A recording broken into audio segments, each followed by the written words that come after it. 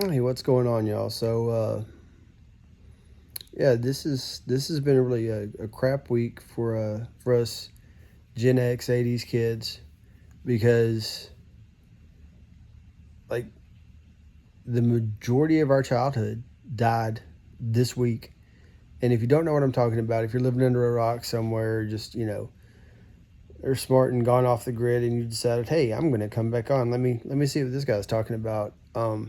Malcolm Jamal Warner, Ozzy Osbourne, Hulk Hogan, and some of y'all probably don't know him, but Chuck Mangione all died this week, like back to back to back to back.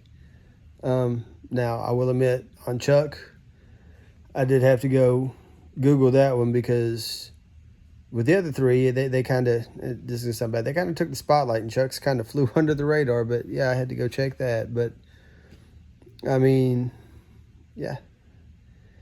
Like I said, Malcolm Jamal Warner, Ozzy Osbourne, Hulk Hogan. So, if you don't know who they are, you're not an '80s child. You're not Gen X. So, go look them up.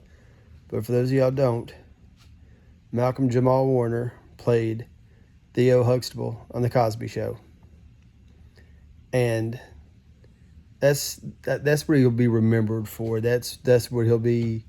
That's what he's known for. And I know he did stuff later in his career because I did see him on a few episodes the last couple of seasons of Sons of Anarchy as an outlaw biker, as a member of the Grim Bastards.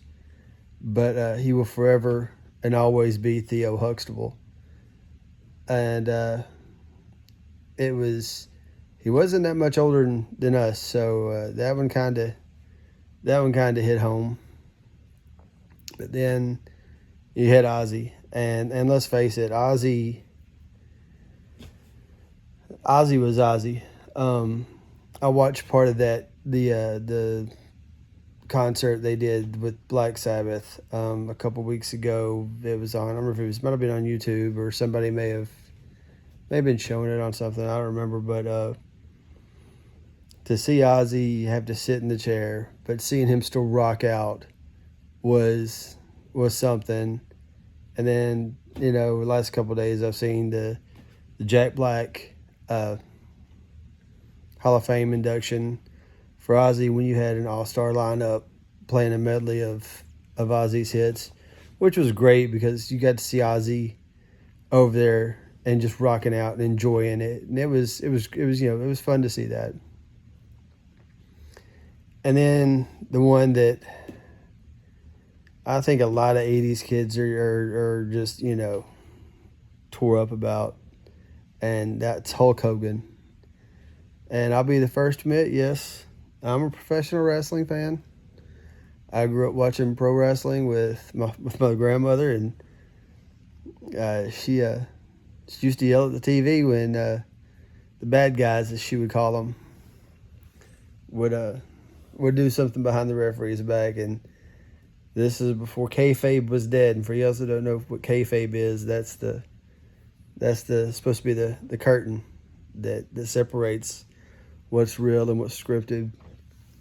But she used to yell at the TV, and it was that's how I got hooked on pro wrestling. But I'll admit it, I never was a big Hogan fan. I never liked the guy. I'm not going to take away what he did for professional wrestling, because if it wasn't for Hulk Hogan, the whole professional wrestling's not where it is today. If it's not for Hulk Hogan, you never get the likes of John Cena and The Rock, or The Undertaker, or any of those guys that we kind of, also grew up with. But I never hopped on the Hogan bandwagon, simply because I grew up in Texas. And growing up in Texas, growing up in the South generally, this is back when wrestling was still broken up into territories for the most part. And you had the WWE or WWF back in the day pretty much controlled like the Northeast. And you had the AWA, which was like the Midwest, kind of. And in the South, you had NWA out of Atlanta, which became WCW. There was one out of Memphis, and I don't remember what it was, but Jerry Lawler ran it. And in Texas, you had WCCW, which is World Class Championship Wrestling, which was the Von Erichs, and that's what I grew up with. I grew up with the Von Erichs. I grew up with David and Kevin and Kerry and Chris and Mike and the Freebirds, and occasionally you get Ric Flair on there, but that's what I grew up with. So I didn't grow up with the Hogan. I knew who he was, but he just never was my cup of tea. And but like I said, you can't take anything against him, from him, because the man did, revolutionize pro wrestling, and he was their first megastar, and let's give it to him, he was the megastar. But it's been a hell of a week for us 80s kids, and tail end of Gen X.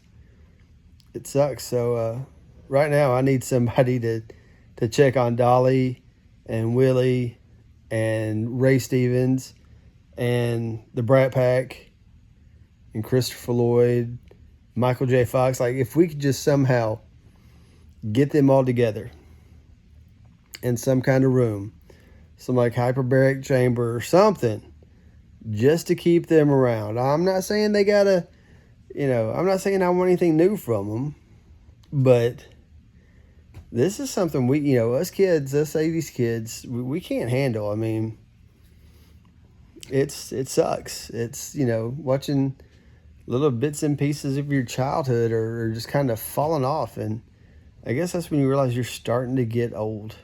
That's when you're starting to hit it. I mean, I joke and I call myself old, and yeah, all my kids will tell me I've got gray hair. That's why I don't have the lights turned on right now, or not many, and I'm kind of holding the camera at this angle.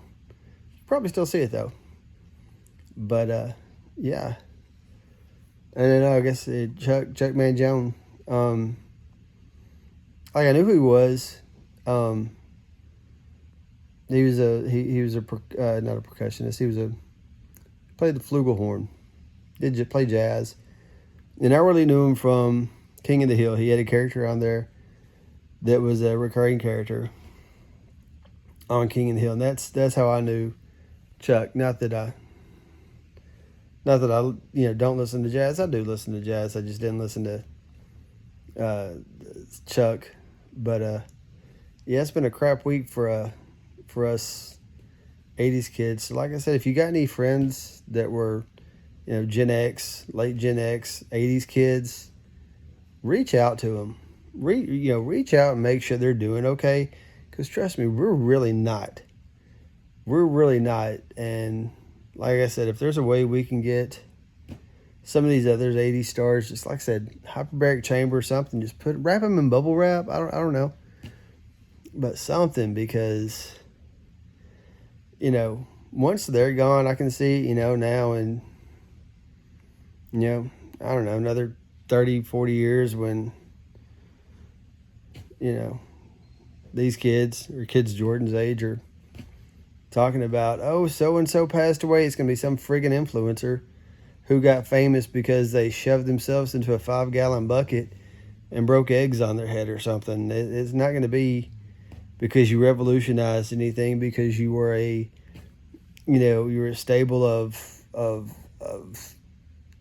an American family. That regardless of what you think about Bill Cosby, if you look back on the Cosby Show was the predecessor to Full House and Roseanne and Family Matters. They set the foundation. They were the quintessential all-American family back in the day. And again, regardless, you might not admit it. You might not admit it out loud, but you'll admit it to yourself. At some point in time, somebody, at any given time, we wanted Cliff Huxtable and Claire, if I remember right, to be our parents. We may have been in trouble, and we may have gotten a butt whipping, and we may have been grounded. As at that point, we're like, man, Cliff Huxtable wouldn't have done it this way. Theo would have got in trouble, but it wouldn't have taken long. Now here we are. But anyway, that's, like I said, just check on your 80s kids, because right now, I mean, not only are we getting older, like I said, we're watching our childhood slowly just, and then other bits and pieces of our childhood, they're rebooting and making movies. So it is what it is. It's not any good. But that's that. Y'all have a good night. We'll catch you on the flip side.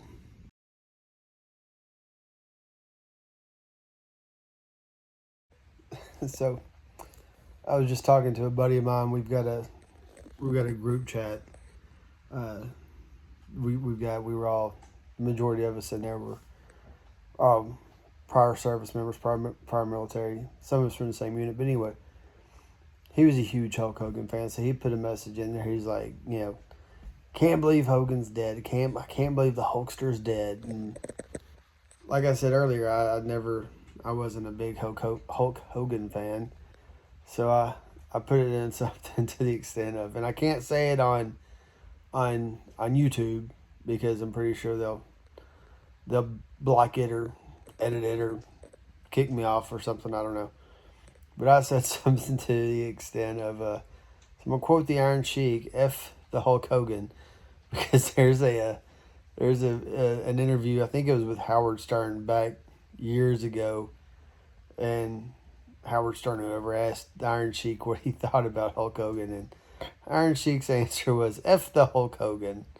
So, like I said, I wasn't a Hulk Hogan fan. I mean, again, I'm not going to take the stuff, what he did, what he meant to professional wrestling away from him, because between him and Vince McMahon, hey, they knew what they were doing. They had a vision, they did it, and it made them a lot of money. And but my biggest thing is, and if anybody knows, if Tampa J sees this, if Chris the Girl sees this, if Will and Dawn Yankee in the South see this, somehow, could they just let us know, is Hulk Hogan's wrestling store still going to open in Gatlinburg? Is it still there? Is it going to be there? Because, I'm going to be in Gatlinburg in October, and I'd like to stop by and, I don't know, pay my respects to the Hulkster one good time. Maybe give the whole,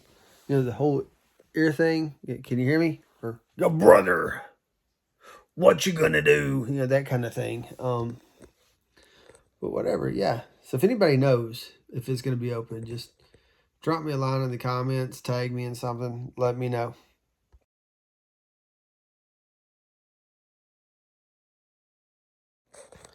So, this week, like I said earlier, I say these kids, Gen X, we've dealt with losing Malcolm Jamal Warner, Ozzy Osbourne, and Hulk Hogan. The last time I can remember it being something like, 3, and you just kind of went, like 3, and it being, you can see my double chin right there, but it being like three kind of big, well-known, still, relevant, so to speak. I think it was like 2009, and it was Michael Jackson, King of Pop, Farrah Fawcett, Charlie's Angels, and Billy Mays, the original OxyClean guy. I think he was OxyClean. Pretty sure he was OxyClean. But I can remember that happened, and it was like, I think Michael Jackson was first, and we all kind of went, damn, Michael Jackson, dead, King of Pop. Regardless of what you think about him, you can't take, again, kind of like me with Hulk Hogan. I don't like the guy, but I can't take anything away from him. Michael Jackson, regardless of what you think about him, redefined pop music. I mean, Thriller. It might still be the best-selling album ever. If not, it's up there. But, I mean, come on. Billie Jean, Man in the Mirror, Thriller, The Moonwalk. Michael Jackson, he was the king of pop.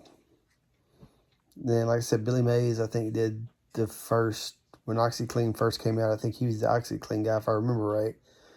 And then Farrah Fawcett, Charlie's Angels. Really can't think of anything else she did after that. I mean, I know she did stuff. I can't come up with it right now. But, yeah, I think that was the last time where, like, it was like three kind of well-known celebrities, boom, boom, boom, back to back, and we all just kind of went, huh? Kind of like this week, it was, we were all shocked with Malcolm Jamal Warner.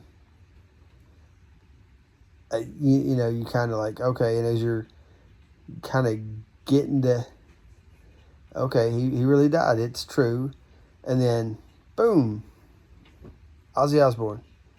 It's like, okay, kind of, Ozzy, I think Ozzy played that final concert a couple weeks ago, and he made peace with himself and whatever, and he was ready because Ozzy was in bad shape. Parkinson's and I think he had some kind of back surgery that didn't really take. But honestly, the one that got me was Hulk Hogan, because I got that email sometime this morning, and it was Yahoo email, and it just said, Hulk Hogan dies at 71 or whatever. Well, I didn't see anything else for like a good 3 or 4 hours. So was it true? Was it not true? Was this, fake news? And then like ESPN, all these apps and all these outlets started with it. So it's like, yeah, Hogan, the immortal Hulk Hogan, he's up there probably looking at St. Peter at the pearly gate right now, giving him some, what you gonna do, brother? When Hulkamania and these 24-inch pythons run wild on you. And St. Peter's probably just looking at him. So, I mean, it is what it is, y'all. It is what it is.